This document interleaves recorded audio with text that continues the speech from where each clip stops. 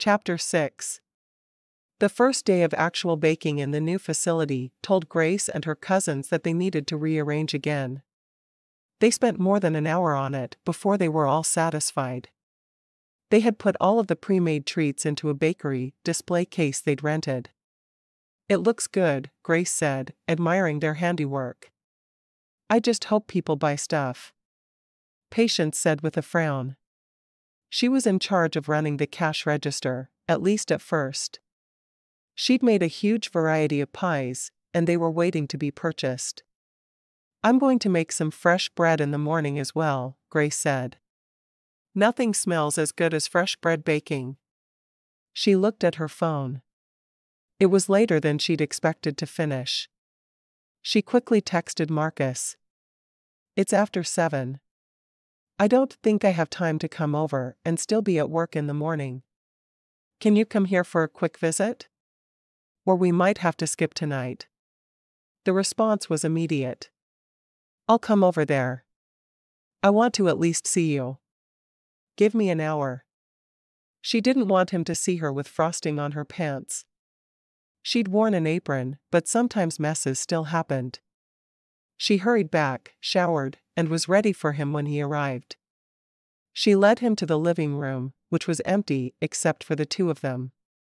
"I'm glad you decided to come. I couldn't stay away. You only kiss me enough to fuel me for one day. So if I give you double kisses tonight? I'll need quadruple tomorrow night. You probably shouldn't feed the beast." "And you're the beast? Does that make me Belle?" "You're the belle of my ball." Marcus laughed and shook his head. "You're making me corny." She grinned. "I think you were already there." She looked at him. "I got a really strange and exciting tweet today." "Oh? What was that?" "The stars from Lazy Love are going to be in Culpepper this weekend. They invited me to have coffee with them on Sunday." She had been tweeting with them for so long, she felt like they were close friends. He blinked a couple of times. "What did you say?"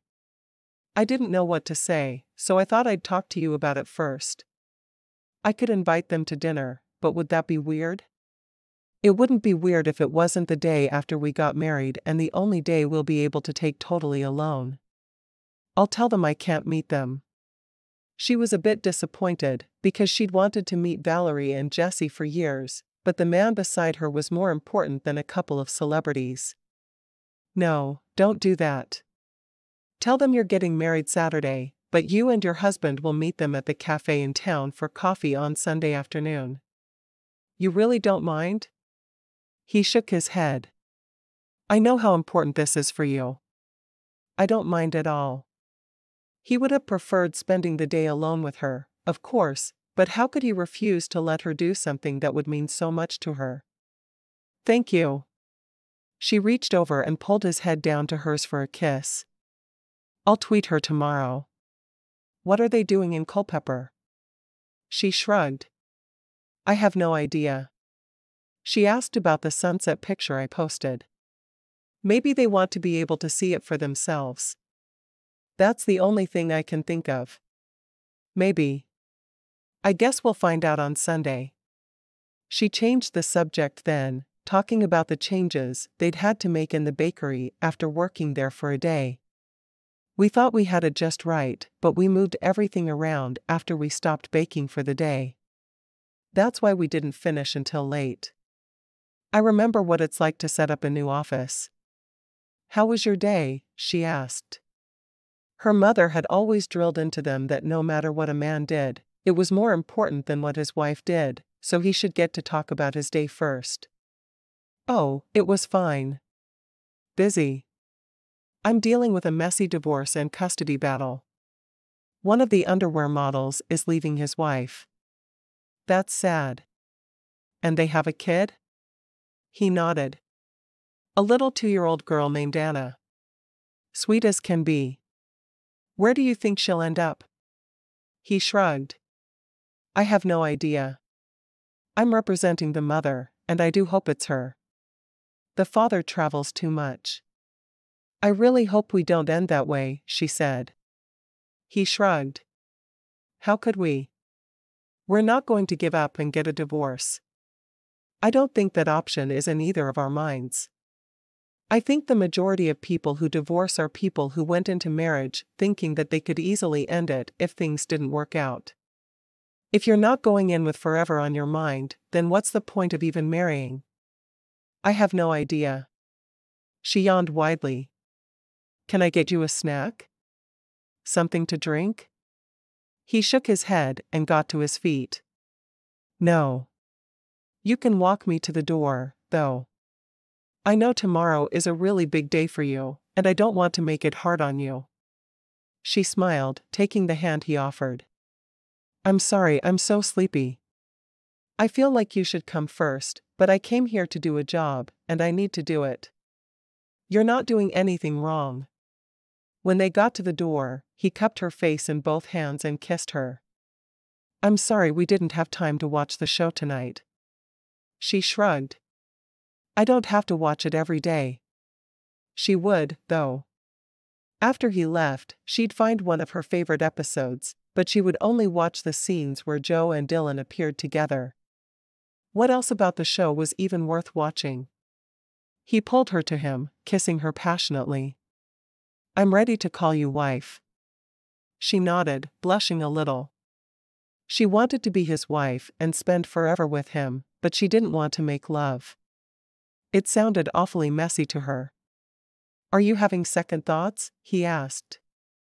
She shook her head emphatically. No, I want to marry you. Then what do I see in your eyes? Nothing. I'm good. He frowned, but didn't want to keep her there any longer. We'll talk about it tomorrow night. She just smiled at him. Thanks for coming over. No problem. Asterisk. He was the first customer the following morning. Got any muffins? He asked her cousin, Patience, who was working the counter. Grace heard him from her workstation. I'll take care of this one, Patience. She grinned at Marcus.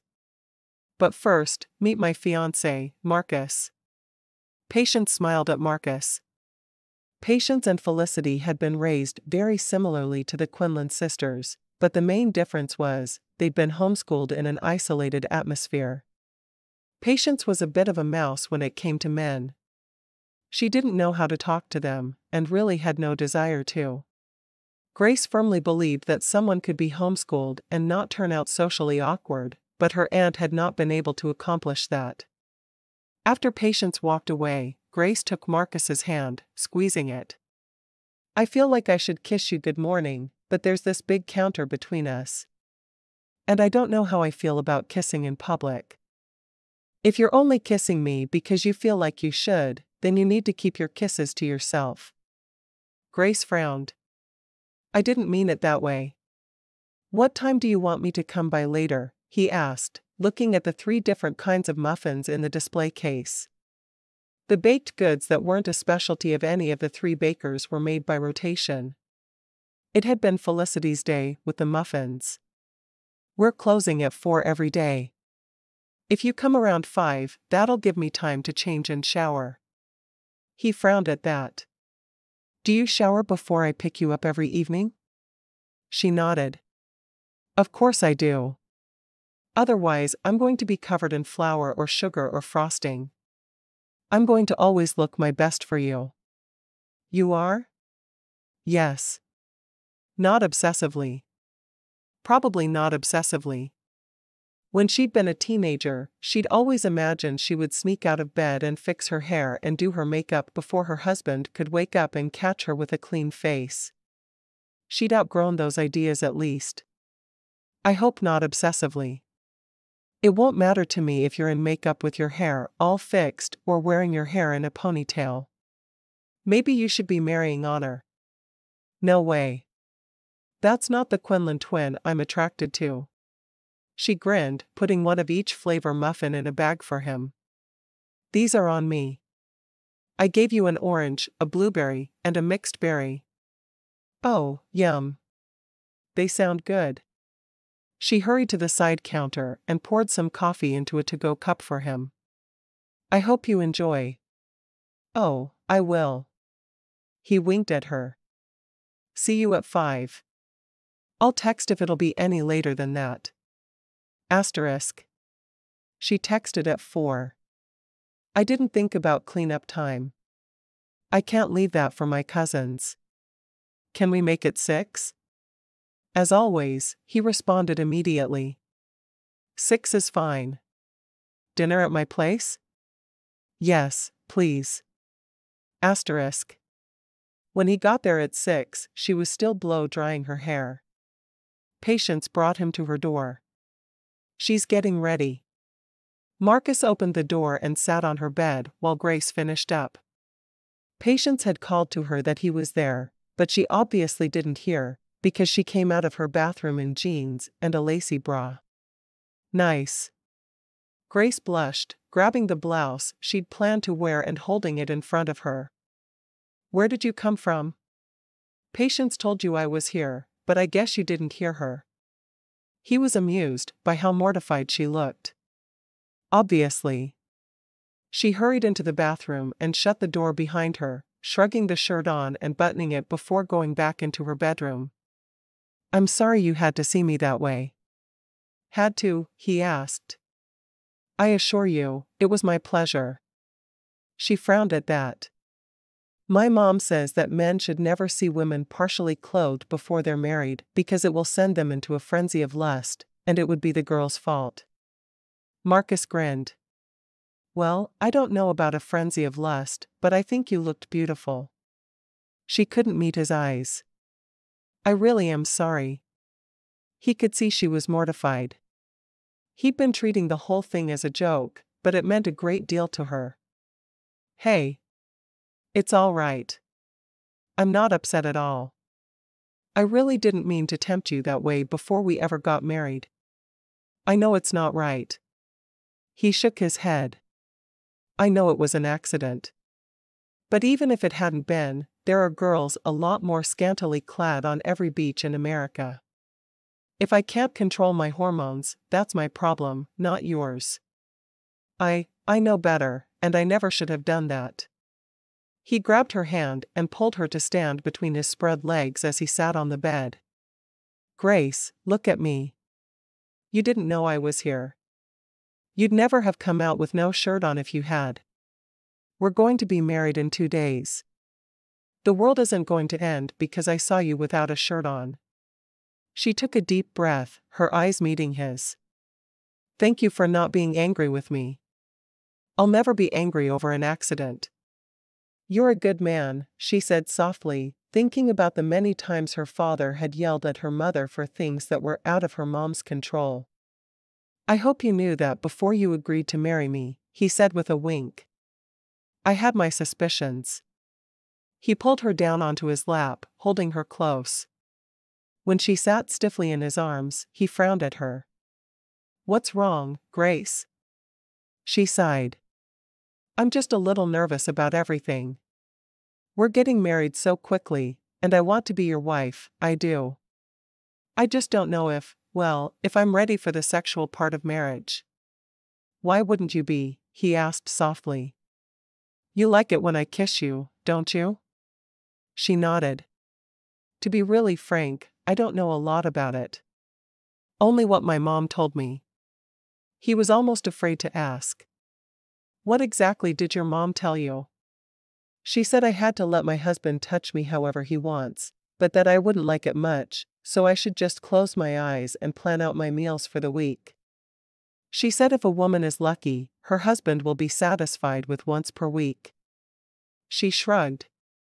But I won't be able to plan out meals, because Ethel takes care of all that, so I'm not sure what to do. Marcus closed his eyes for a moment, trying to contain his anger at the woman he'd never met. Well, what do you think about that? When I kiss you, does it feel good to you? He watched her closely as he asked the question, needing to understand how she really felt. She blushed, nodding. Yeah, you know it does. Does it only feel good where our lips are touching? Or in other places too? Grace refused to look at him, but shook her head. Other places. I think we're going to be fine, Grace.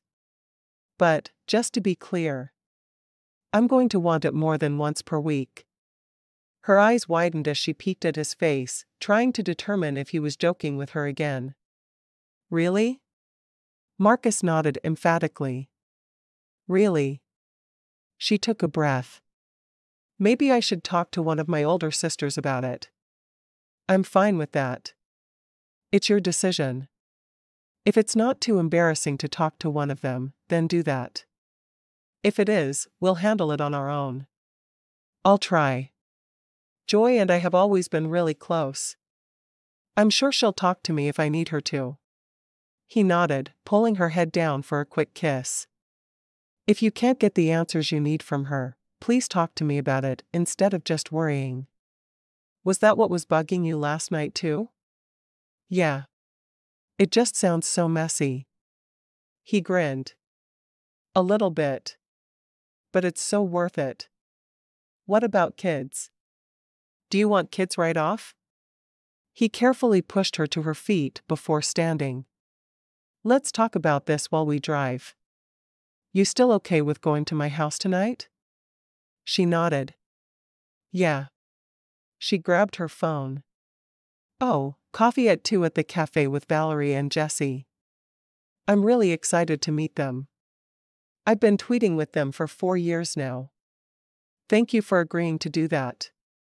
That'll be fun for you then. And for you? Watching how happy it makes you will be reward enough for me. He took her hand and pulled her toward the front door. In the truck, he glanced at her. How do you feel about kids right off? 'Cause I could really go either way. I want kids eventually, but you're young. If you want to wait a year or 5 to start having children, I'm all for it. She bit her lip. So we'd just abstain? He shook his head adamantly, glad he hadn't started driving yet when she asked that.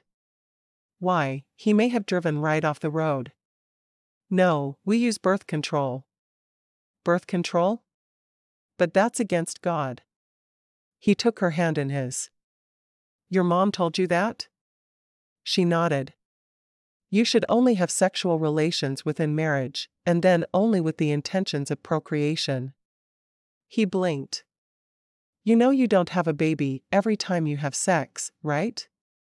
She shrugged. Well, I know you sometimes have to try more than once for a baby. But then you stop once you're pregnant, right? No, you don't. Women make love all through their pregnancy. So how do we prevent it if we don't want children? Did you not have sex ed in school? He had a hard time believing that a woman her age could be so sexually naive in this day and time. We'll either use condoms or you can get on the birth control pill. There are also shots, I think. Our doctor back home said that only women who wanted to ruin themselves forever used birth control. Don't tell me. He was a friend of your parents'? She nodded. He played golf with Daddy every Wednesday. How'd you know? Just a lucky guess, I suppose. He sighed heavily. You know that he lied to you, right? Birth control is perfectly safe. If you're afraid of it, we can use condoms, though. He'd never had sex without a condom, so it didn't really matter that much to him. Do you know of a doctor who would prescribe birth control? He nodded. There's actually a doctor in town who is a female. Her name is Dr. Ross. She's really sweet. Her younger sister is a midwife, and they share a house. So she's single? Yeah. Why didn't you date her? Do you really want to know? He pulled into his driveway and unbuckled his seat belt. She nodded. Yeah. Well, she was a couple years ahead of me in school, and she was so smart, she made me uncomfortable. So I never asked her out. What about her sister? It seemed strange a lawyer would be intimidated by an intelligent woman. I don't know. I think because her sister intimidated me. He hadn't really ever thought about either of them as potential girlfriend material. I see. She scooted closer to him, touching his arm. I don't intimidate you, do I? He shook his head, leaning down to give her a playful kiss. No, you make me hot. Big difference. She blushed at his words. You're really not supposed to say that to me. Marcus frowned. Well, you don't want me saying it to other women, do you? If not you, then who? She refused to answer that, moving across the seat to open her door. You're out of control sometimes, you know. Do you want me to make you an appointment with Dr. Ross? He asked, before she could get out of the truck. He liked the idea of her being on birth control. Waiting a year or two for children, with as young as she was, seemed like the best idea all around. She nodded. It made her nervous, but she'd do it. She wasn't ready for babies right away anyway. Chapter 7. By Saturday morning, Grace was certain the bakery would be a success. She was glad she'd started making the bread and cinnamon rolls every morning, because they disappeared quickly along with the muffins. She stood at her workstation, carefully putting the finishing touches on the baby shower cake that would be picked up in less than an hour. She still had a bit to do with the wedding cake she was making for her and Marcus, but that wouldn't be a problem. I'm surprised how many people come here to buy their breakfast, Grace told Felicity, who was working at her own station, decorating some specialty cookies for a birthday party. I know. I thought people went to the cafe for everything. Felicity squirted some white icing in an arc, creating Elsa's hair, for the Frozen-themed party. Patience took care of 3 customers, before sitting down for a moment. My pies don't sell as well as the cookies, cakes, and muffins. Maybe I should learn to make something else. I think your pies will be a lot more popular around Thanksgiving and Christmas, Grace told her cousin. Maybe you could learn to make scones? Oh, that sounds like a fun challenge. Patience pulled out her phone to search for a recipe. These look good. The excitement that went through her at the idea of learning something new was palpable. Remember, I'm taking off at 3 today. I need to get ready to get married. We know. I can't believe Honor is going to be your maid of honor in a pair of pants. You'd think she could dress appropriately for her own twins' wedding, Felicity said, while wrinkling her nose. She's wearing dress pants. Dressing in pants is just what Honor does. You guys never had to deal with losing who you were by being part of a set of multiples. With Honor and I looking the same, we had to do something to distinguish ourselves. I still think she should dress correctly. Grace took a deep breath. And I think you should mind your own business. Honor can wear anything she wants to my wedding. She's my twin, and I love her. Felicity looked shocked at Grace's words. I'd think you would care. Well, I don't.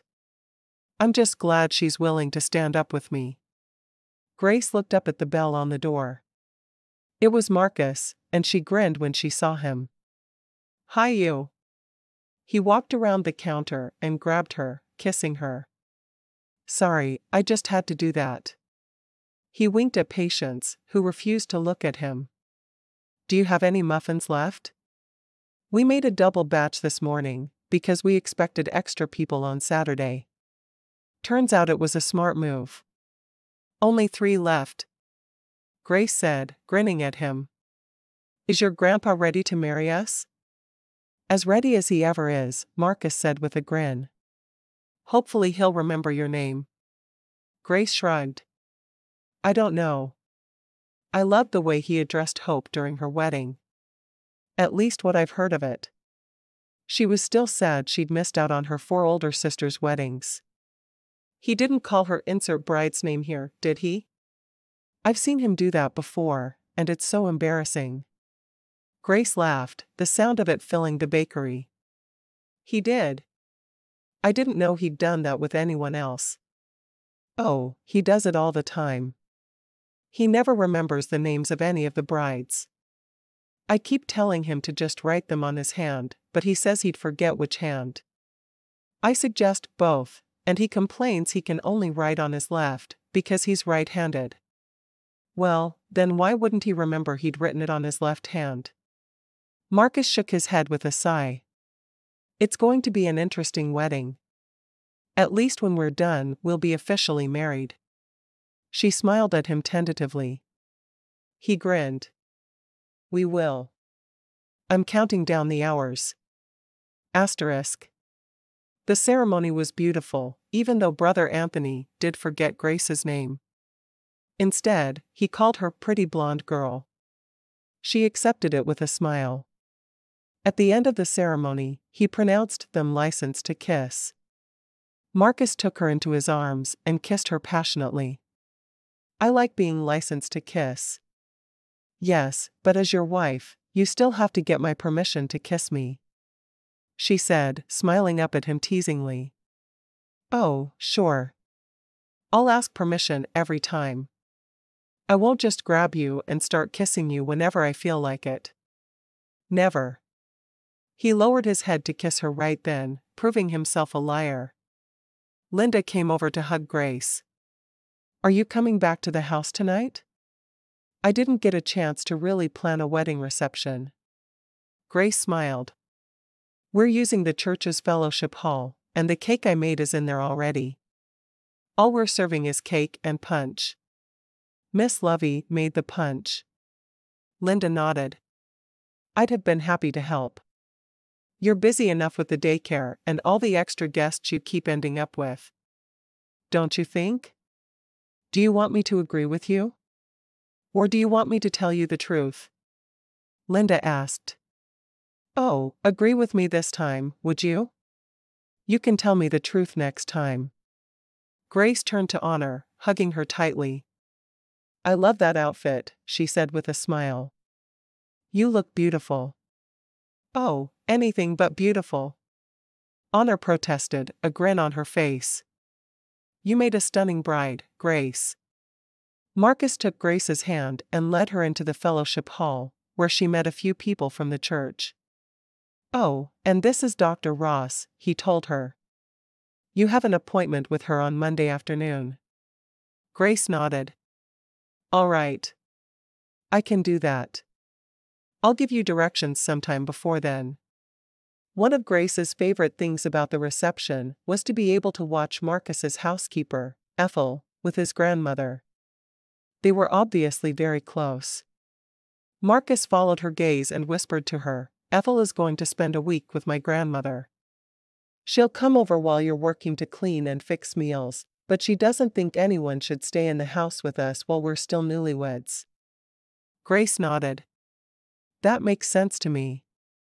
She knew she'd be a lot less embarrassed about the things they'd be doing if there was no one else in the house with them.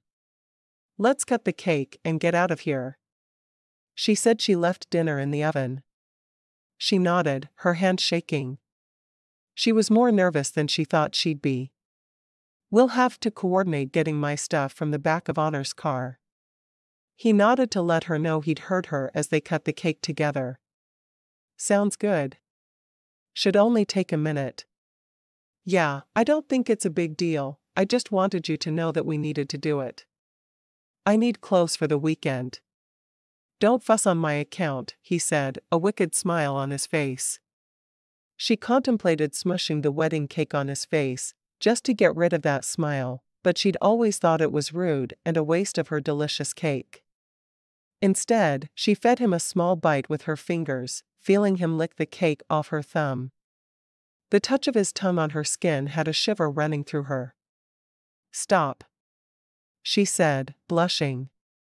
He lowered his head, so his lips were against her ear. I can't. You like it too much. I do? Are you sure? He nodded. I'll show you later. She didn't answer, turning away to talk to her sister, Chastity, who pressed a gift into her hands. Do you want me to open it now? Chastity shook her head. I think you'll be much happier with yourself if you wait and open it later. Then that's what I'll do, Grace said, trying to keep the relief from her voice. She could only imagine what Chastity thought was an appropriate wedding gift. 15 minutes later, They were transferring her things from the back of Honor's car to the back seat of Marcus's truck. There. Ready? Grace hugged Honor one last time. It's going to seem weird not living under the same roof. I know we've barely seen each other in the past week, but I knew I could go to your room and talk to you whenever I wanted. Well, I'm getting married on Tuesday anyway, so we still wouldn't have lived together. Wait. What? You're getting married Tuesday? Angus. I'll introduce you. He came with me. Wait, was he the guy running around in a kilt and looking at you like he wanted to eat you for lunch? Honor shrugged. Might have been. There was only one man in a kilt. That was him? Yeah, that was him. I want to meet him very soon. If we get a chance to go by the bakery, you can. Honor raised a hand in farewell, before slipping behind the wheel of the car and driving off. I worry about her sometimes, Grace said to Marcus. Why? Because she's so determined to be different from me, that I think she's almost afraid to be herself. Marcus nodded. I can understand that. Grace walked around to the other side of his truck and climbed in, tucking her long dress around her legs. She was ready to get back to his place. It had been a long day, and she was getting tired.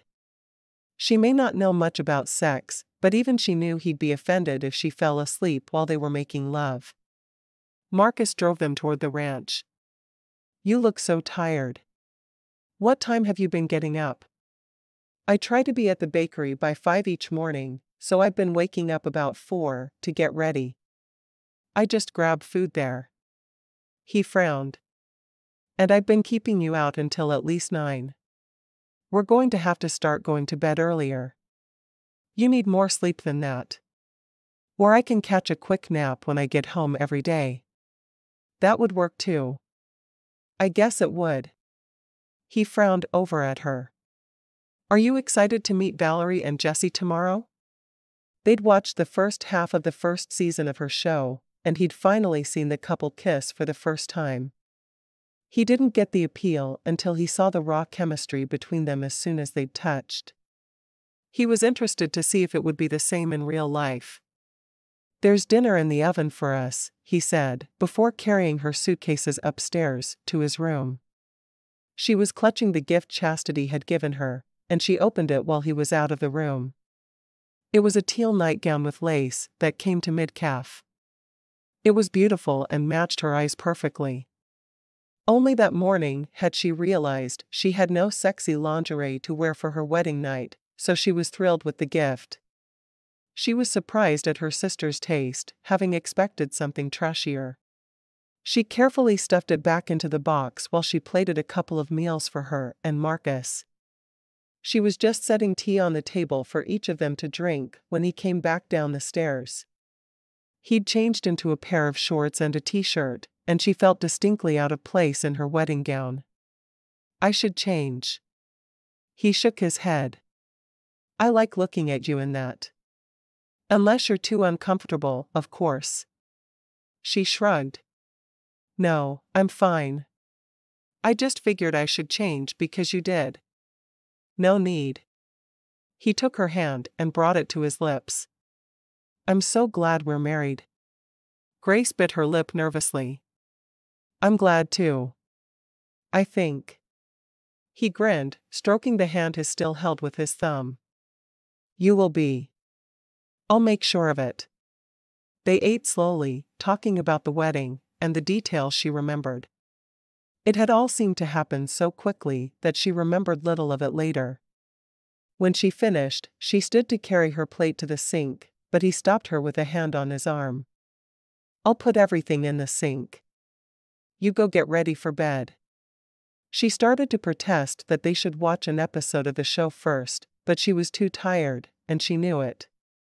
She couldn't put off her wedding night for another minute. Not if she didn't want to fall asleep in the middle of their lovemaking.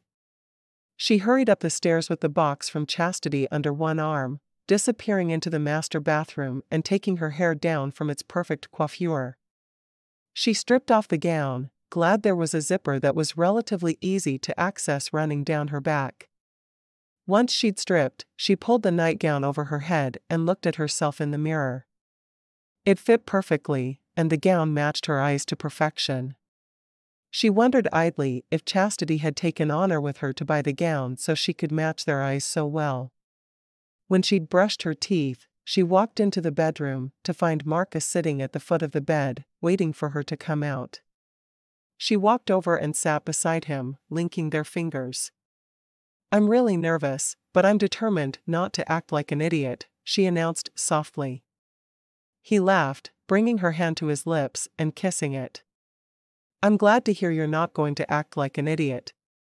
I would rather not have a crying bride on my wedding night." He turned to her, looking into her eyes. "Did you have a chance to talk to Joy?" She shook her head. "I was too busy this week. Starting a new business is hard work." "I'm aware," he said with a grin. "Do you want to ask me anything before we start then?" He almost felt like he was teaching her a new game, but he didn't want to scare her in any way. She was too precious to him for that. "Tell me the rules." "Is anything wrong?" She needed clear boundaries. They always made her feel better. "As far as I'm concerned, if we both like it, and it's just between us, nothing is wrong." She took a deep breath and nodded. "But if you want to do something, and I don't, I can tell you that? I don't have to just let you do it because you're my husband?" "That's right."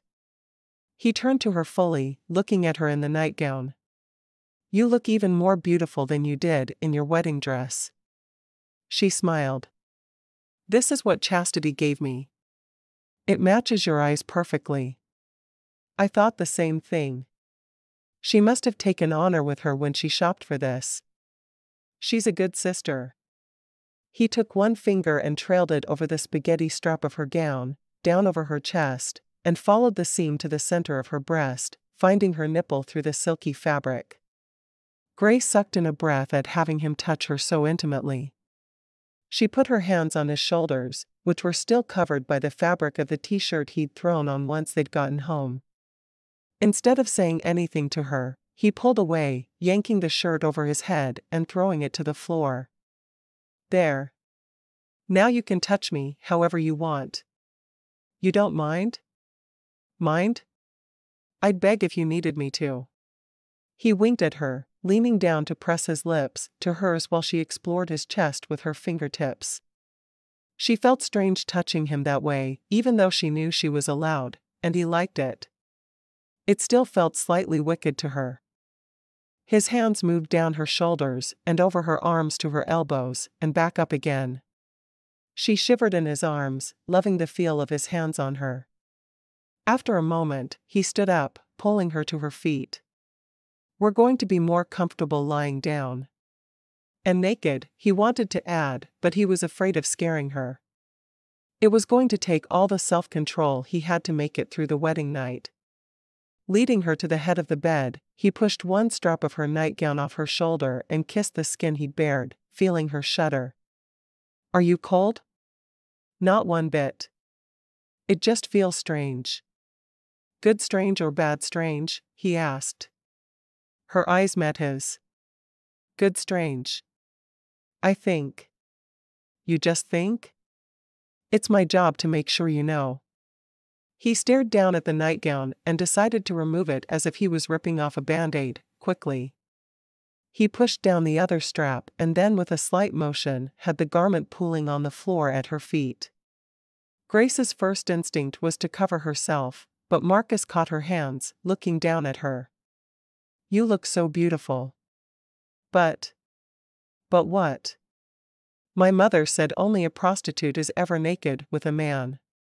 That a woman of morals only uncovers enough so her man can get to her and do what he needs to do." She wanted to hide from his gaze, but he obviously didn't think there was anything wrong with seeing her this way. Marcus closed his eyes and counted to 10 slowly. "I would like to strangle your mother," he said, his voice calm. She grinned at that. "I guess you don't agree with her assessment?" "Not at all." I'm about to get naked too, so if she told you anything about that, get ready to be freaked out. She put her hand over her mouth to stifle a laugh at his words as he pushed his shorts and underwear down and off. She couldn't believe he'd just announced his intention to take his clothes off. The man surprised her in so many ways. He sat on the edge of the bed and pulled her between his legs, his hands cupping her face and bringing it down so he could kiss her. She was so tiny, they were almost on a level, even though he was sitting and she was standing. Their kiss quickly turned heated, and his hands roamed over her body, cupping her breasts for just a moment, before flitting away to stroke her shoulders, and then returning to her breasts again a short while later. Your skin is so soft, he whispered as his lips kissed a trail to her shoulder. He pulled her onto the bed beside him. Lie back. She nodded, doing as he'd asked. She'd been trained to obey her husband, and no matter how nervous she was, she couldn't disobey now. I love touching you, he said, pressing kisses from her shoulder down her arm and across to her stomach. She let out a gasp as his lips settled on her stomach, surprised he was kissing her there. Winding the fingers of one hand through his thick hair, she stroked her other down over his shoulder. You're making me tingle. He grinned, looking up at her. Is that a good thing? Well, I like it, but I'm sure it's wrong. She felt so awkward, wondering what she should do with her hands while he kissed her. Her mother would have said to clench her fists at her sides and send her mind away, but she couldn't do that to Marcus. She knew it would hurt him. He sighed. It's supposed to feel good. Are you sure? Can you really believe a loving God would give you something that feels good, but tell you that you're not allowed to enjoy it? Does that make any kind of sense to you at all? Well, no, but... He moved back up her body to cover her lips with his. Stop second-guessing yourself. His hands toyed with her body, while he trailed kisses across her face. You are the most beautiful woman I have ever seen. She smiled up at him, still feeling conflicted. Thank you. His hands grew more insistent as they traveled down her body, one of them stroking along her hip and over to her core. Her legs were tightly clenched together, so he kissed her again, knowing she would need to be distracted from what he was doing to her. Relax. She half laughed. I'm lying in a bed naked with a man, who is also naked. Relaxing really isn't an option right now. She wished she could hide from him how very nervous she was. He put his hand to her side and tickled her, and she immediately started laughing and writhing beside him.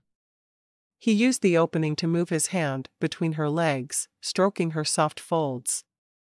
Hey! That was sneaky. I'm a lawyer. I always find the easiest way to my objective.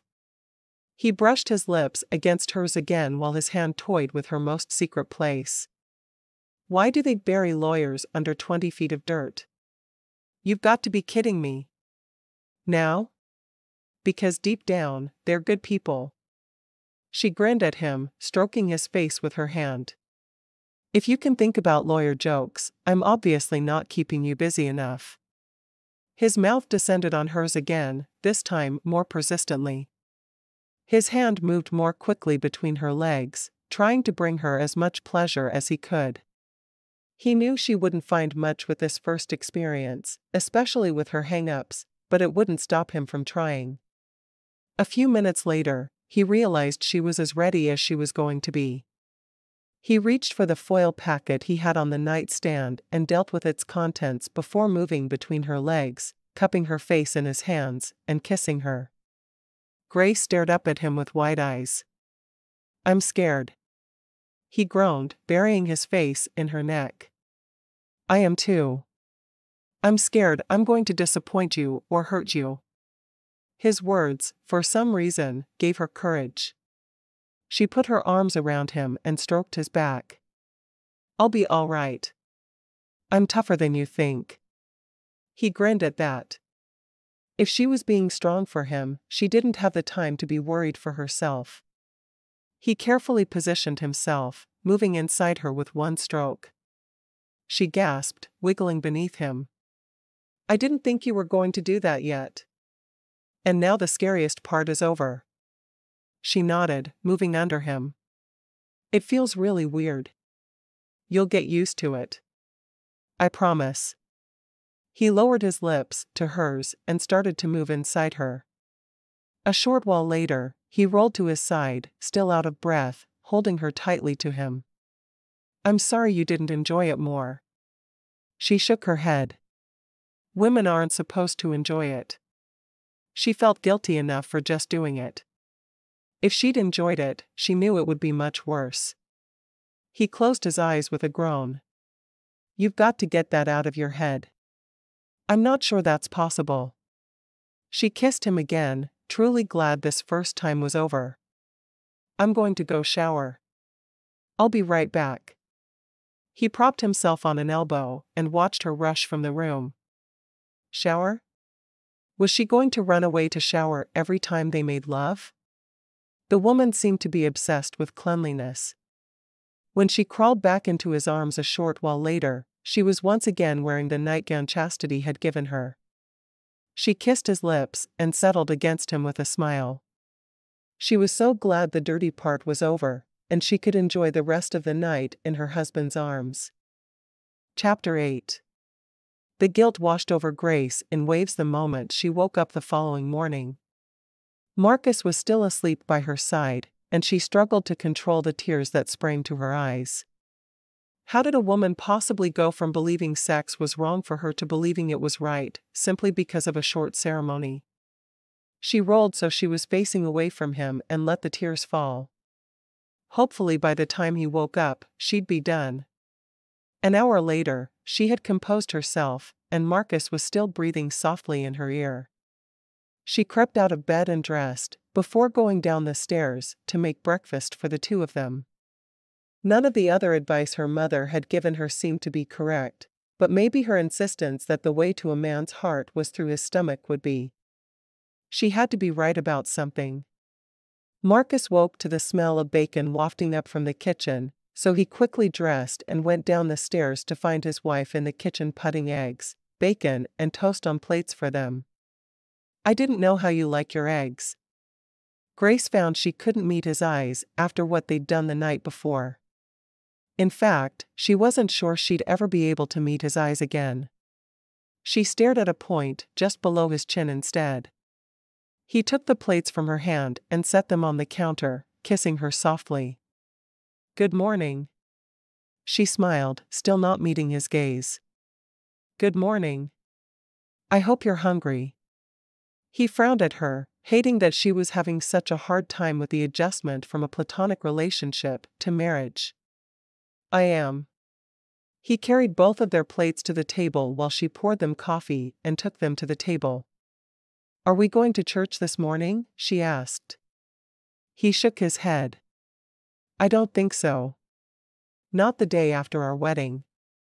We'll go next week. He rarely missed a week in church, but he knew they needed the short time they had together before they returned to work. She nodded, knowing her parents would never approve, but knowing God would probably understand. All right. Are you excited about meeting Valerie and Jesse later? He asked, wanting to chase the haunted look from her eyes. She made him feel like he'd done something wrong by making love to his wife. She grinned, nodding. But you know, I was thinking about you so much, I'd almost forgotten. He took her hand and brought it to his lips. I like hearing that. I do care about you a great deal, Marcus. I'm sorry I'm not good at showing it. I know you do. He just wished they could get over the awkwardness. Have you ever read the Song of Solomon? She shook her head. My parents said that part of the Bible wasn't meant to be read by unmarried girls. We weren't allowed. She'd considered reading it, but there were so many other things she wanted to do with her free time that had nothing to do with reading the Bible. Are you kidding me? Where do they get their ideas? She sighed. From the church they raised us in. We weren't allowed to have any real friends either. It was just us and our cousins. No outside influences. Wow. Well, you're married now. I want you to read the Song of Solomon. Better yet, we'll read it together. I want you to see what God's inspired word says about sex. It's all there. She nodded, biting her lip. I'm sorry, I'm so backward about this. It's just hard to erase a whole life's worth of teaching. It is, but we'll work on it together. All right? Yes, of course. She stared intently at her meal as she ate, not wanting to get caught looking at him. Can I ask you something? He asked. She nodded. You're my husband. You can ask me anything you want. And she was required to answer with all honesty. She frowned. Being married was harder than she'd realized it would be. Are you ever going to look at me again? She blushed, raising her gaze to his for the first time all morning. I'm just embarrassed. I know you are, sweetheart, but I don't want you to be. What we did together was a beautiful thing that God created for us to do.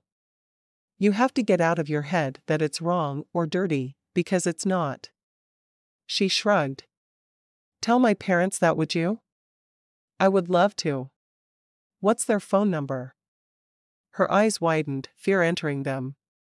Oh no. What? I haven't told them I'm married. I need to do that. He sighed. We can call them together. Maybe a Skype call? That's how Joy told them she was getting married and introduced them to Colby. Well, then that's what we'll do, but when you're in a better mood. Maybe after we meet with your actor friends this afternoon. Or maybe tomorrow night. Or maybe never. She reached over and gripped his hand. Have I thanked you yet for not being angry with me for wanting to meet them the day after we marry? I know it's a strange thing. It is, but it's also a once-in-a-lifetime opportunity for you. I wouldn't stop you from doing it. He remembered something then. Are you finished eating? She nodded. Why? I got you a wedding gift, and I want to show it to you. He stood, taking her hand and leading her to the back door. Once they were outside, he pointed to a blue-green SUV. I found you a car to match your eyes. She laughed. A car to match my eyes? He nodded. Well, you needed a car, and I know you like to look good. You'll look really good in a car that matches your eyes. She turned to him, burying her face against his chest. What did I ever do to deserve a man like you? Well, it must have taken months for you to memorize all those lawyer jokes. She made a face. I'm not sure that's a plus, though. He shrugged. Do you want to test drive it? As soon as I do the breakfast dishes. Ethel will be really angry if she finds out you did any dishes.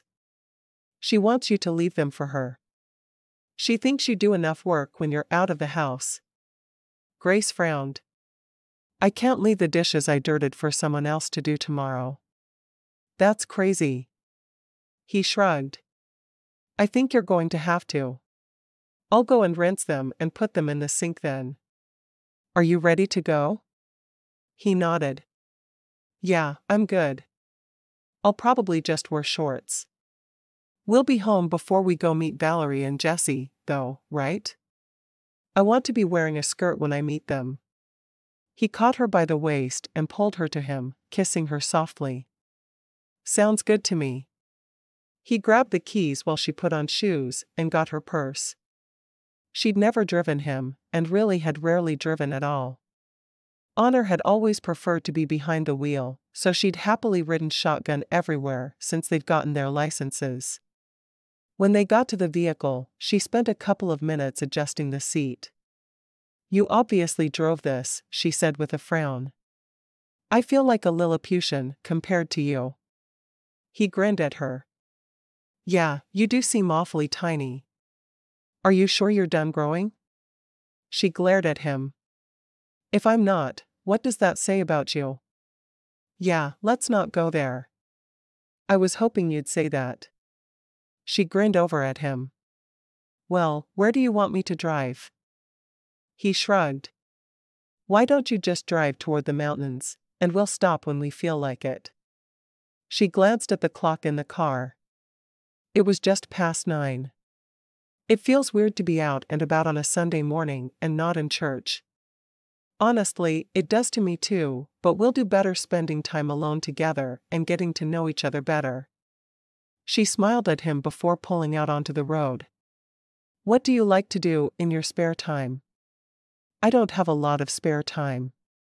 I work, and then I come home and help out on the ranch when I have time. My foreman and I are trying some new breeding methods, trying to develop hardier, leaner cattle. That sounds fun. He laughed softly. Almost as much fun as watching Lazy Love? Well, I'm biased about that show. Only a little. While they drove, he explained about the different things they saw, telling little stories about places he'd been along the way. We went on a field trip where we had a picnic at that river once, he said, pointing off to the right. It looks beautiful. I'd picnic there. Maybe we can do that on Saturday. She frowned. Didn't I tell you? We set our schedule so we'll always be closed on Mondays, but open on Saturdays. That stinks for me. Maybe I can make Saturday a day for paperwork and try not to schedule clients on Mondays going forward. I'd really like that if you can make it happen. If not, I completely understand. After they'd reached the base of the mountains, he had her turn around on a side road. I don't want you to try to navigate the mountains until you're used to this vehicle. She frowned at that. I'm not sure I'll ever feel up to driving in the mountains. We'll have to see. It's kind of important to be able to do that around here. I can see why. She concentrated on the road as she pulled back out to head toward the ranch. When will I get to meet your parents? He frowned. I guess I should tell them I'm married, huh? Although I'm sure Grandma already has. Will they be mad we didn't wait so they could be there? Nah. They eloped.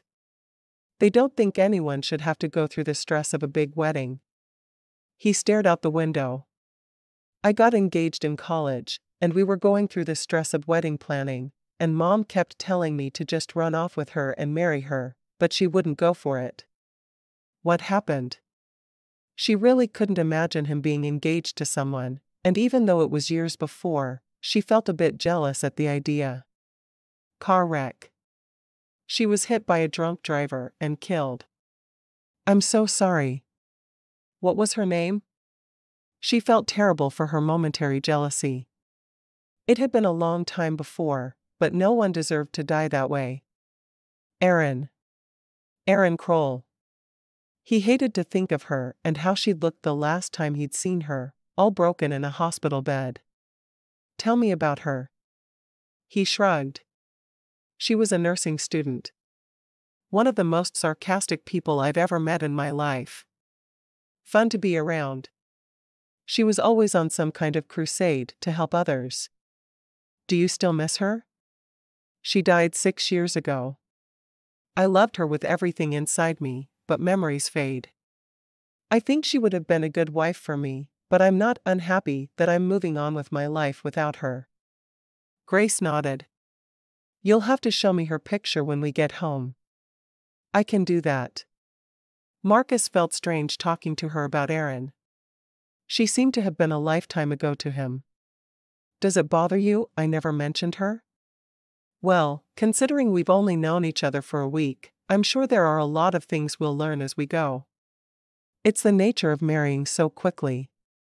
Do you regret marrying so fast? She shook her head.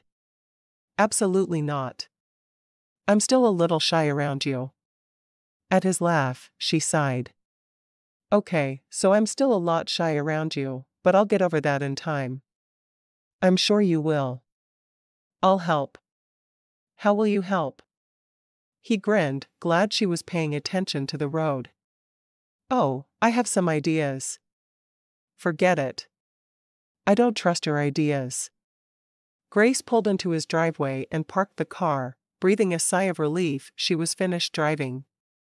I'm glad I won't have to drive much further than the Culpepper Ranch on a regular basis. I really don't like driving. I guess I can drop you off at the bakery every day if you really need me to. Absolutely not. I can do it. I'm just not fond of it. I want to be able to drive when I need to. She opened the door and slid out of the car, heading toward the house. Are you hungry? Should I fix lunch? He shrugged. I could eat. It's noon, so if we want to eat before we go, we should do it now. We'll need to leave at about 1:30 to get there when you want to. I'm really excited and really nervous to meet them both. Have you ever met a celebrity? She shook her head. Well, I met this woman who travels around teaching women's Bible studies once, and my mother totally fangirled her, but I've never met anyone famous whom I cared to meet. Am I allowed to ask for pictures of them with you? I'll hate you forever if you don't, she said with a wink, wandering into the kitchen and finding something to fix. Would sandwiches be all right? Then I'll have time to shower and change before we leave. Sure. I don't care. He eyed her for a moment. Exactly how many times per day do you shower? She seemed to always be showering to him. Oh, you know how I was raised. Cleanliness is next to godliness and all that. That's not really answering my question. At least twice a day. Sometimes more. He raised an eyebrow at that. Are you OCD or something? Not at all. I just like to be clean and neat. I get messy with all the flour that I'm constantly working with, so I shower before and after work. Then it kind of seems to carry over onto the weekends too. There's nothing wrong with that, is there? No, of course not. He sat on the counter and watched as she put sandwiches together. Thanks for fixing lunch. It's not really called fixing lunch when it's only sandwiches, she said, rolling her eyes. It is when you cut them into nice little triangles and serve them on real plates. What would you have done? Fake plates?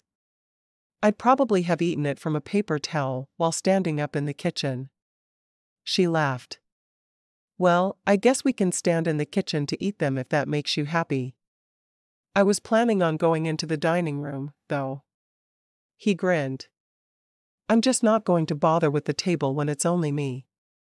But since there are two of yous, the table is acceptable, she asked, a grin on her face. Well, sure.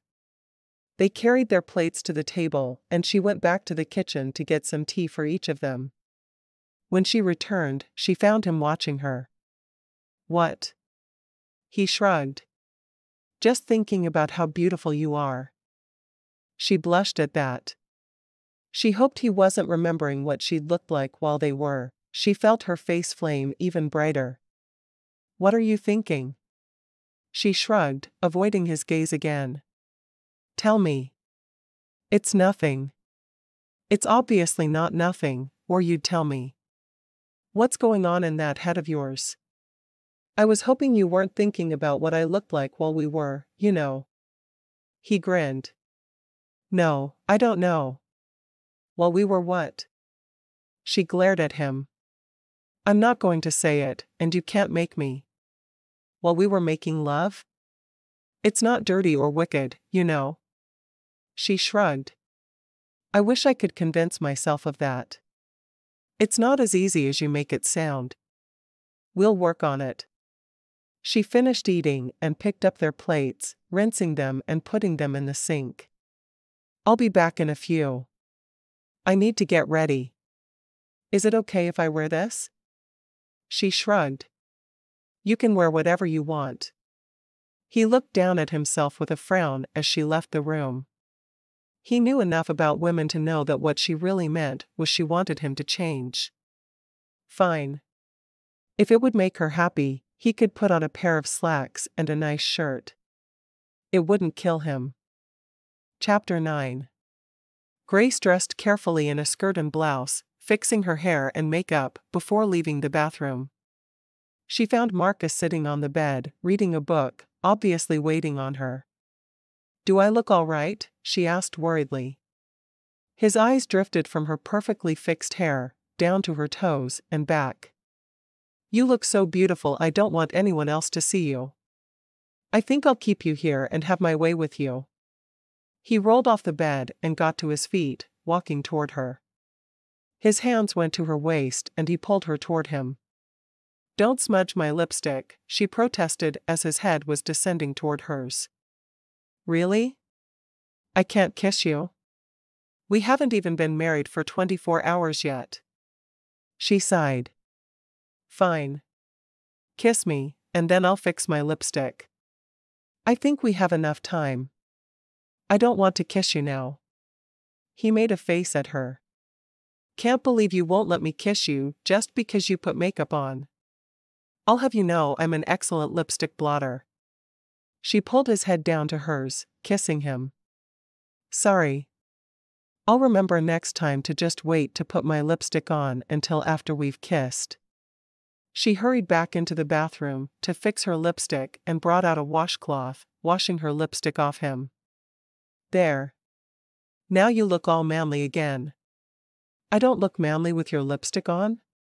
She shook her head. No, not very. She looked him up and down, approving of his clothes. You look much better now. He slipped his arm around her waist, steering her toward the door. Let's go meet your people.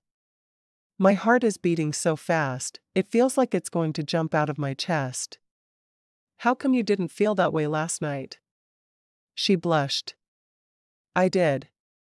I just didn't tell you I felt that way. Tell me next time, would you? It's good for my ego.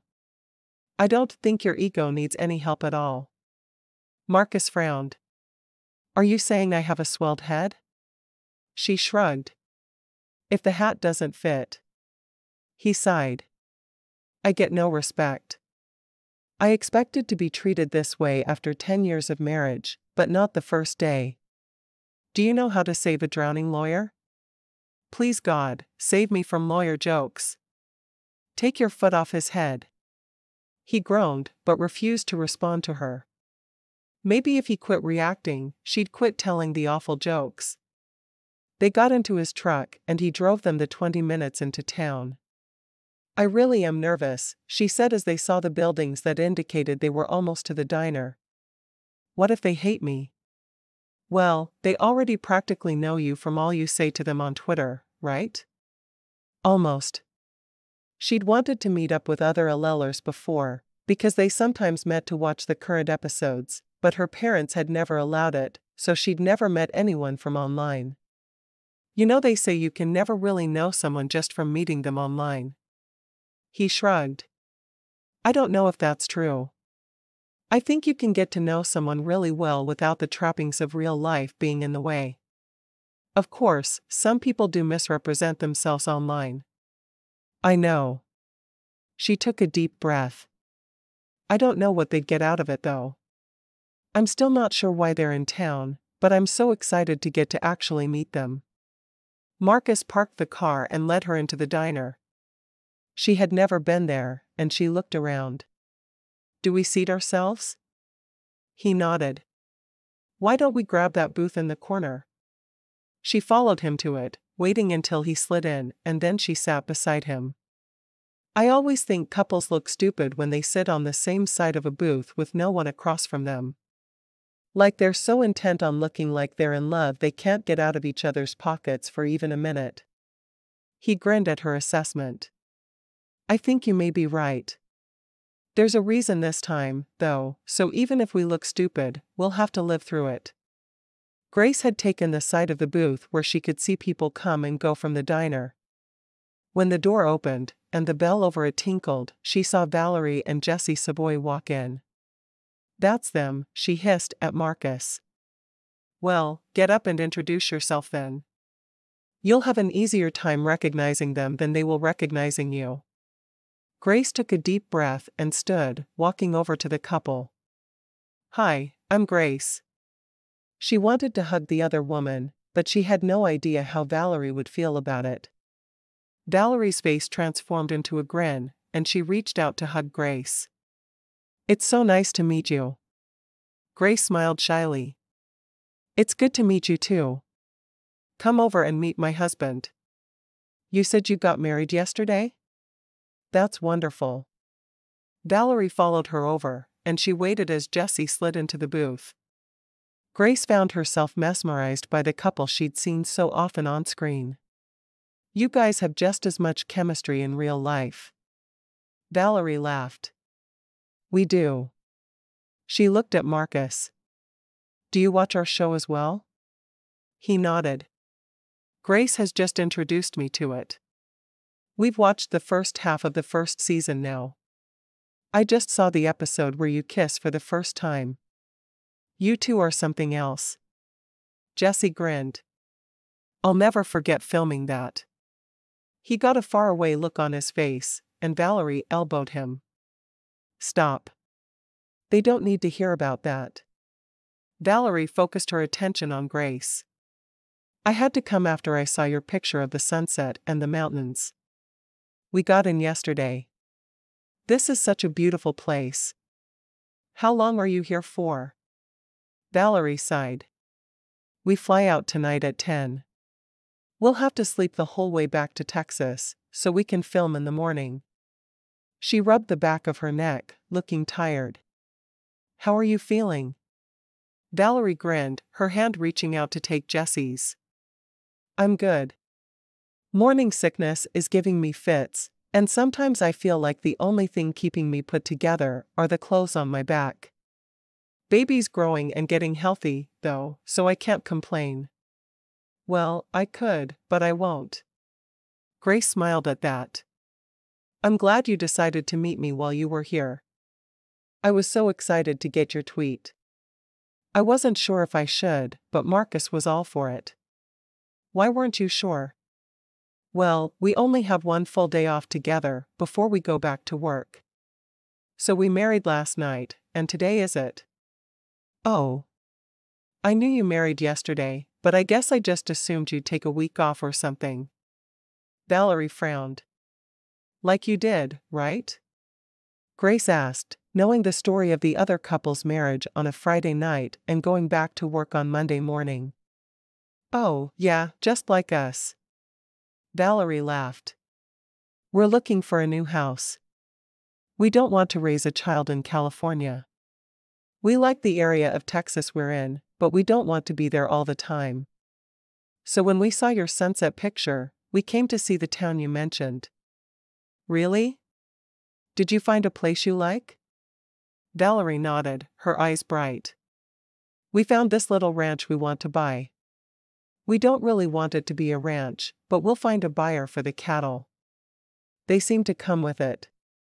The amount of land is just perfect for us to have the privacy we need, but also good for raising a child.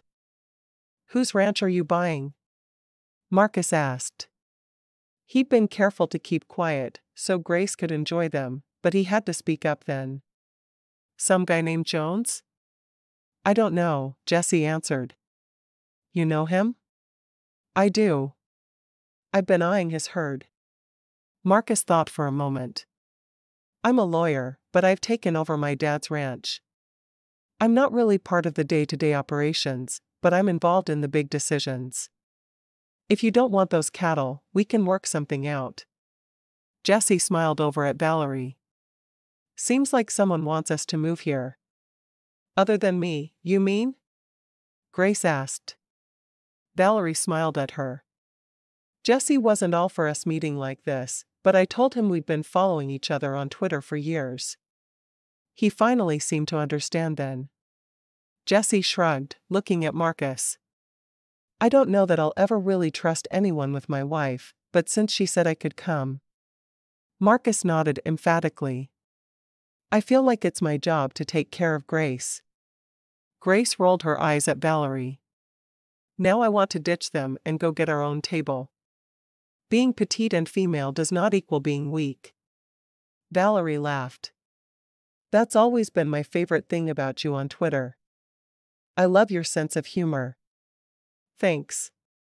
Grace reached down for a small basket she'd brought with her. You're going to like me better for this. She set the basket on the table between them. A waitress stopped at the table then, before Valerie could lift the cloth napkin covering the basket to look. "What'll you have?" "Just coffee for me," Grace said. Marcus smiled. "Hi, Tabitha. How are the kids?" The waitress smiled at Marcus. "Exhausting. Is this the new wife I heard about?" Marcus nodded. "Grace, this is Tabitha. She and Carlin were in the same grade in school." "Tabitha, my wife, Grace." He had to stifle the prideful grin that toyed at his lips when he introduced her as his wife. "So nice to meet you." Tabitha looked back at Marcus, a smile on her face now. "What do you want?" "Get me a Coke and the fried cheese sticks. I feel like coating my arteries good today." Tabitha turned to Valerie next. For a moment, she had a blank stare, and then her eyes widened.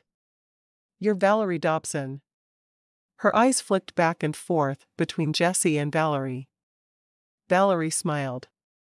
"It's Valerie Savoy now, but yes."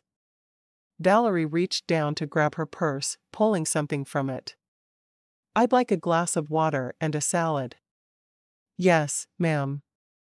"No problem, ma'am." Tabitha's eyes went to Jessie. "And you?" Jessie pointed at Marcus.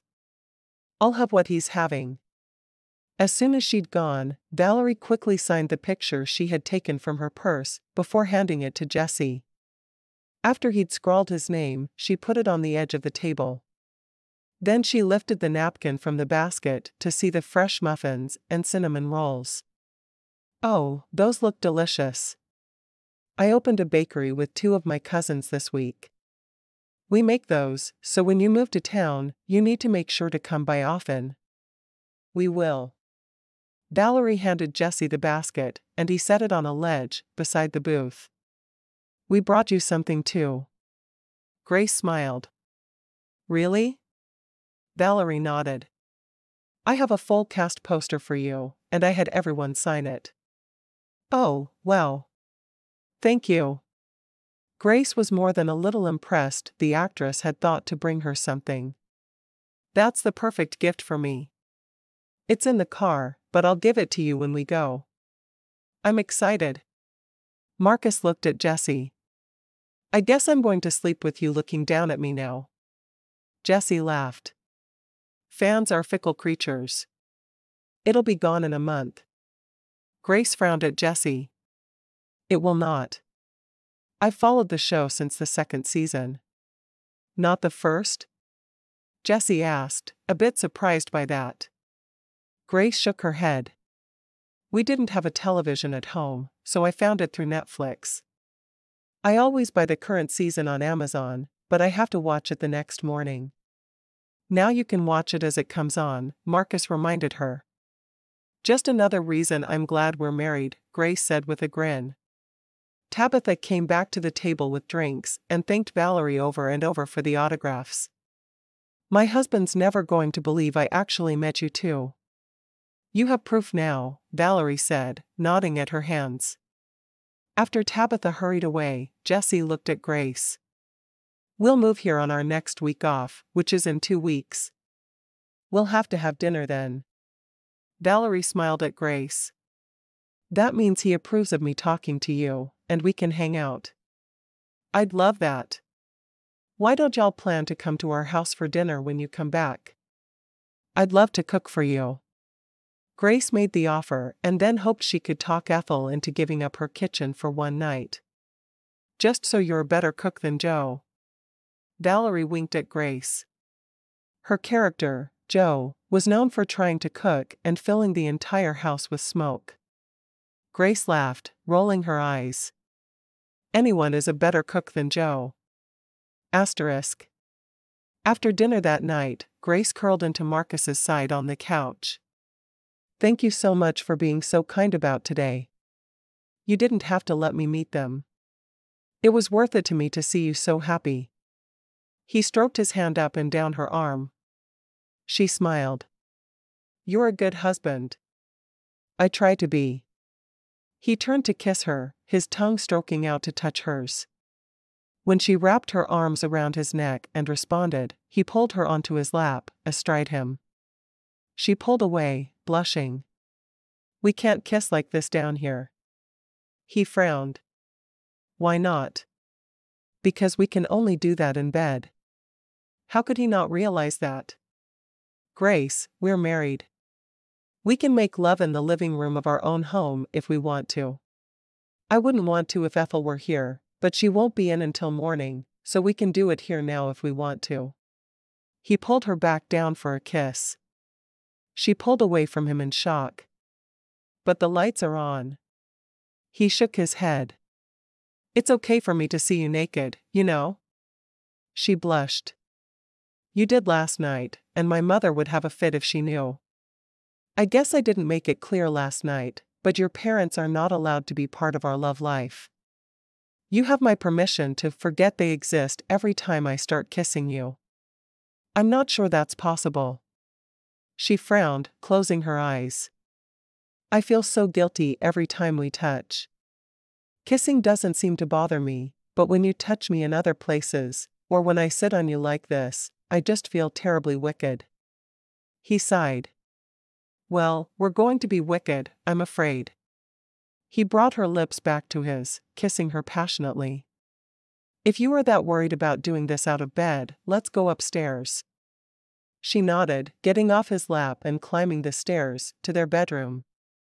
He closed the door, and for her benefit shut off the light before he stripped off his clothes and made short work of hers.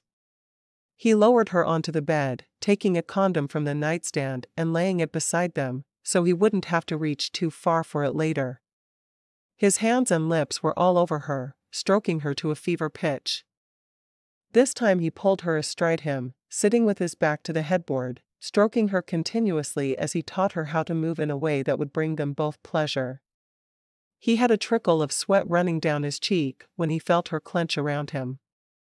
He groaned, moving swiftly to finish himself, clutching her to him. He rained kisses on her face, thrilled that she'd finished that time.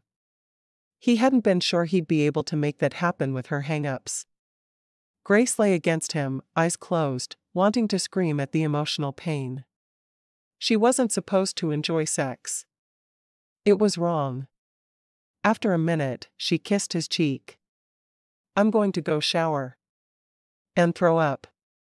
He sighed as he watched her go, hating that she thought such a beautiful experience required an immediate shower afterward. He sat there for a moment, hating himself for making love with his beautiful bride. He heard the shower start, and then he heard loud sobs coming from the bathroom. He debated for a moment whether he should go to her or just pretend he didn't know.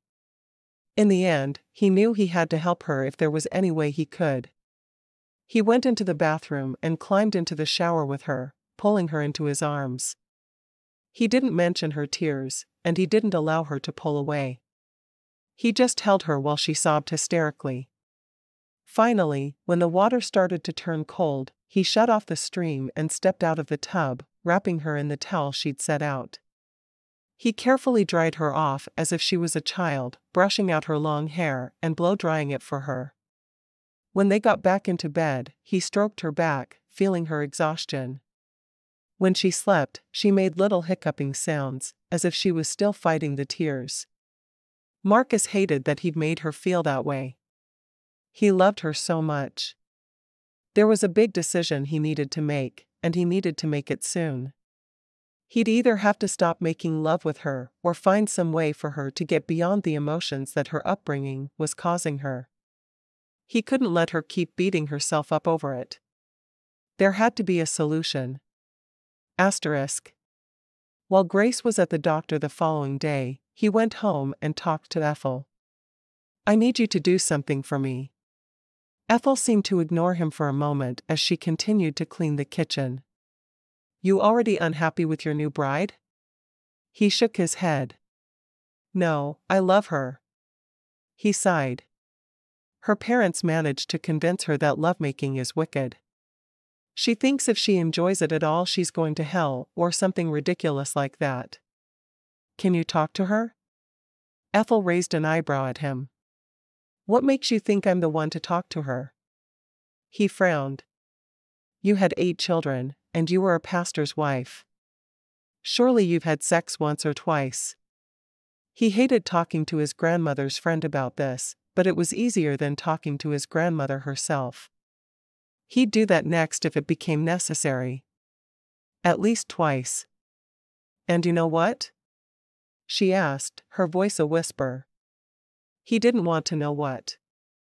He really didn't. He knew he was about to find out though. What? I liked it. A lot. I don't want to know that. Ethel cackled loudly. Yeah, I'll talk to your little princess.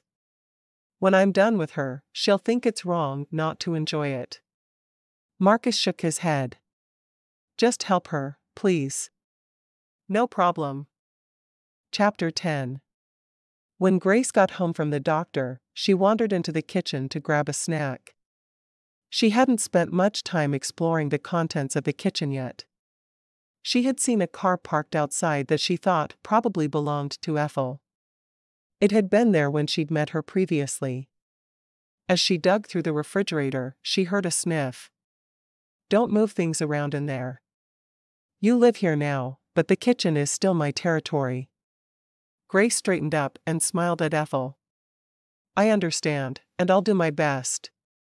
I cooked a couple of meals over the weekend, and I even left the dishes for you. Ethel grinned.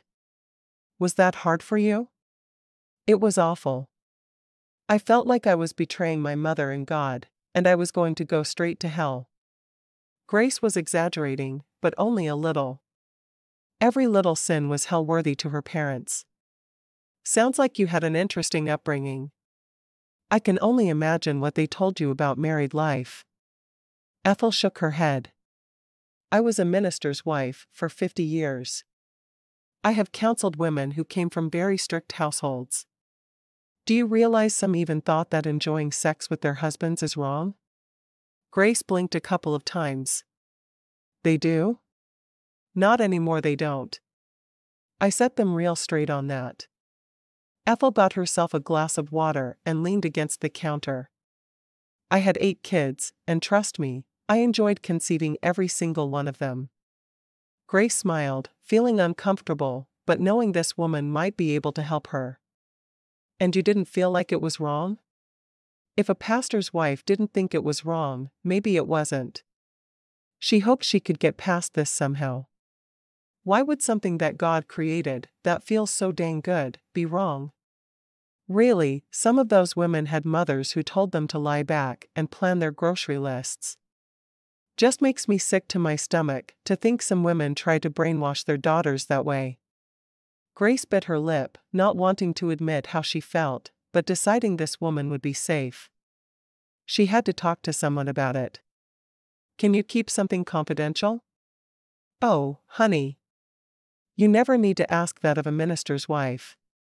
We learn to keep stuff to ourselves fast. My mom taught me that sex is dirty, and enjoying sex, even with your husband, is wicked. Grace looked down at her hands, embarrassed to have the conversation, but she hated disappointing Marcus so much. I threw up last night, because I felt so guilty for liking it. Ethel shook her head. Your mother needs to be put before a firing squad. There's nothing wrong with liking sex, honey. Not one little thing. In fact, God must have intended for us to like sex, 'cause it feels so darn good. Have you ever read the Song of Solomon? No, ma'am. Mama said that single women were forbidden to read that book. Of course she did. Trust me, you should read it. It's filled with very interesting information about sexual relations. If you believe the Bible is inspired by God, and I'm sure you do, then you'll see that He intended for us to enjoy it by reading that book. Ethel took Grace's hand. Trust me, honey. You're not the first person to have been raised by someone preaching that nonsense, and you won't be the last. Do yourself and your new husband a favor and fight the guilt. I think it's more wrong to withhold from your husband the pleasure you feel. Really? You do? Definitely. Do you think Marcus can enjoy making love with you when he knows how upset it makes you? If he knows you're throwing up from the guilt? That's not fair to him or to you. Grace sighed, feeling a tear prick her eye. It's just so strange to me. I was taught that birth control is wrong as well, but Marcus says it's fine. Marcus is right. You've been married for 2 days. If you want children right away, then you should have them. If you want time alone with your husband before the children come, then you should use birth control. But, are you sure? My parents say that having sex without the thought of having children is against God. Let's take just a minute to face facts, Grace. Your parents are morons. Plain and simple. Ethel shook her head in disgust. I don't criticize the way people parent often, but your parents? They're idiots. Please tell me there are no more girls at home. Grace shook her head. Actually, all 6 of us are here in Culpepper now. For married the Culpepper brothers, I've married Marcus, and my sister is going to marry Angus tomorrow. Ethel nodded approvingly. All good men. You'll all be so much better off without your parents' influence. Grace frowned. Will I ever get over the idea that what I'm doing is wrong? If you let yourself, you will. You need to think of making love as a way to express your love to your husband. A God-given way of expressing it, and one that he made to be wonderful. I'll try. Did you bring your Bible with you? Grace nodded. Of course. I always have my Bible. I challenge you to read Song of Solomon before Marcus comes home tonight. I promise you, you'll look at things differently when you're done. I will then. If you really think it'll help. Ethel took the steps between them, hugging Grace. I know you want to please him. You're a good girl, Grace. After she'd gone, Grace found a snack, before lifting the lid of the crockpot and sniffing the food cooking there. Then she went into the living room and grabbed the Bible from the bookshelf. It wasn't hers, but that didn't really matter to her. As long as she had one. She flipped through the Bible to the Song of Solomon and began reading, determined to get through the whole book before Marcus got home from work. Glancing at the clock, she saw it was only 3, so she should be able to do it if it wasn't too long. As she read, she was both surprised at the contents and shocked that her mother had deemed it inappropriate reading for her. When she finished, she closed the Bible and set it aside, spending a few moments staring off into space and thinking about what she'd read. After thinking for a while, she reached for her phone and dialed her parents in Kentucky. Her mother answered. Hi, Mom. It's Grace. Gracie. It's so good to hear your voice. How are your sisters doing? We're all fine. Grace paused for a moment, working out how to formulate her question. Mom, what scriptures have you read to prove that women shouldn't enjoy sex? Grace Quinlan. That is not a topic for an unmarried young lady. I'm Grace Wells now, Mom. I got married on Saturday. What scriptures? Her mother sputtered for a moment. You got married? Who is this man? Is he a Christian? Yes.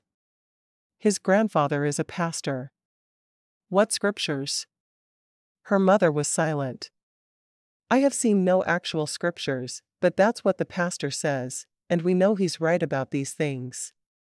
Grace closed her eyes, wanting to scream.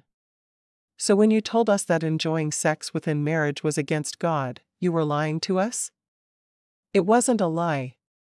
No Christian woman would ever enjoy sex. Grace took a deep breath. She wanted to reach through the phone and choke her mother. I'm not sure I have anything else to say to you, Mom. Good night. Grace, don't you dare hang up this phone. I need to know about the man you married. Grace ended the call and put her phone down. Her entire life she'd believed her family just followed the scriptures more strictly than others did. To find out she'd been lied to made her furious. She looked at the clock on the wall. Marcus would be home at any moment.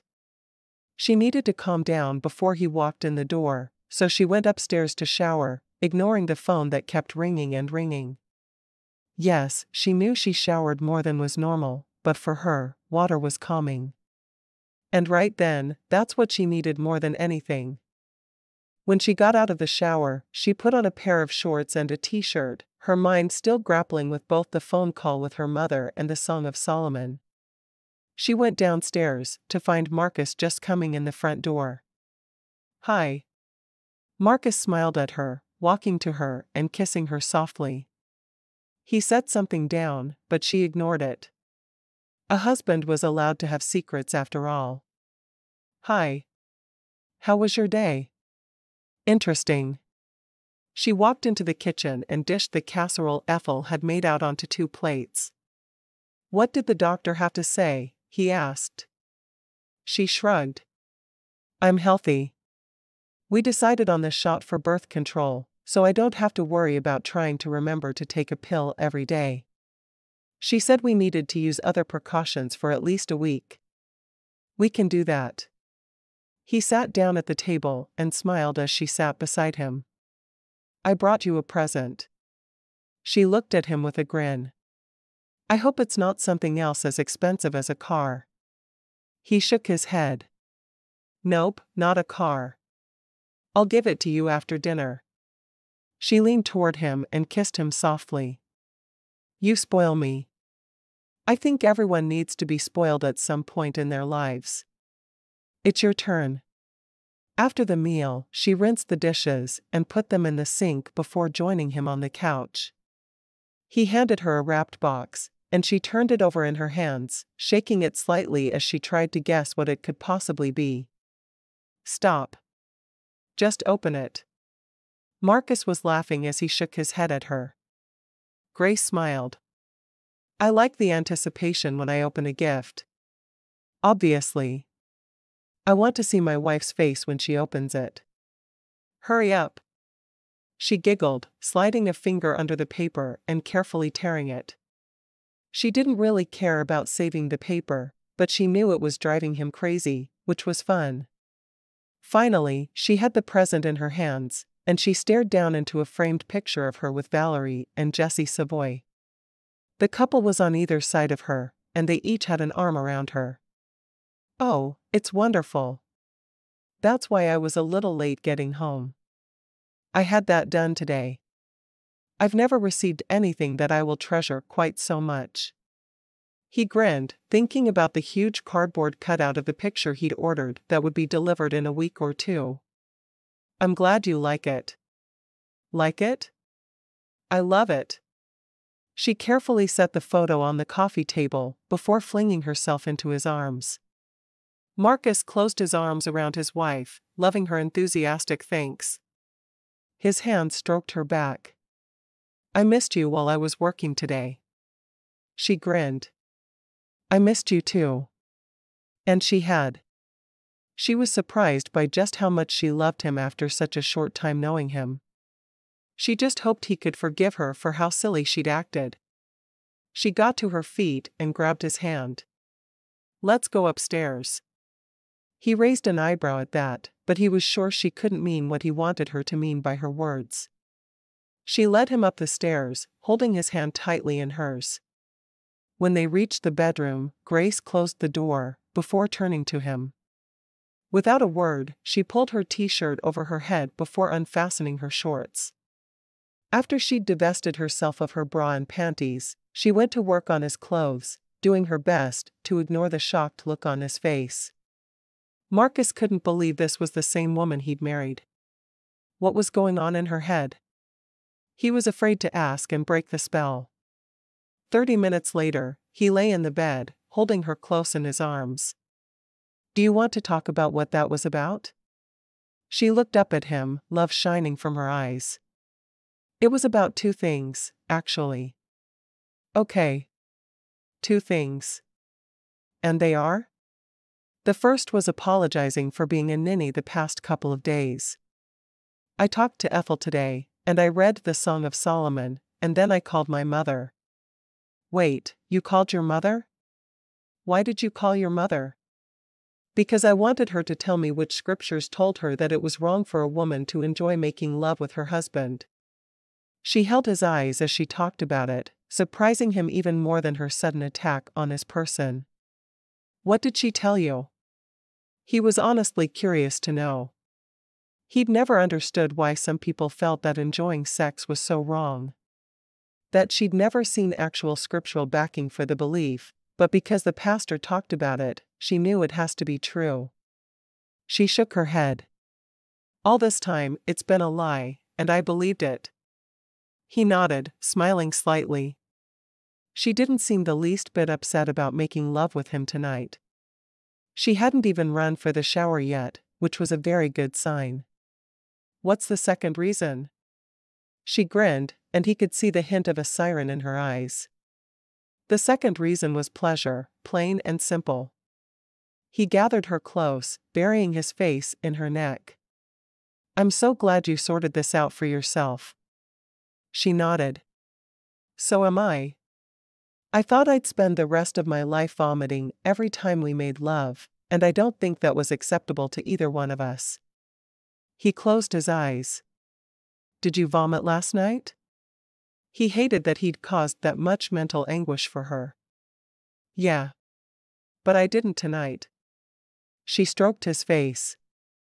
Thank you so much for putting up with my silly insecurities. I've never in my life felt so much for anyone. Felt so much for anyone? What exactly does that mean?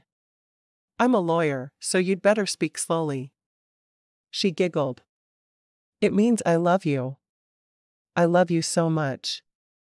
I think I knew you were the man for me from the instant you kissed me. I'm so glad you put up with all my nonsense to get us to this point. He sighed happily. Kissing her again, he stroked her cheek with his hand. I love you too, Grace. I knew the moment I laid eyes on you.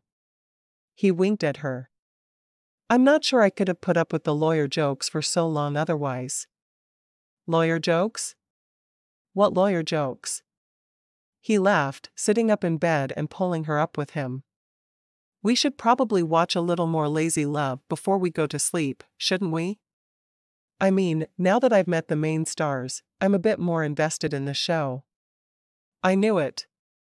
I knew you'd love it as much as I did, and you just had to give it a chance. He shrugged. It's growing on me a bit.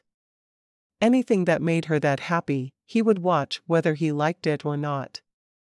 But the truth was, Lazy Love wasn't nearly as bad as he thought it would be. And doing it with her made everything just right.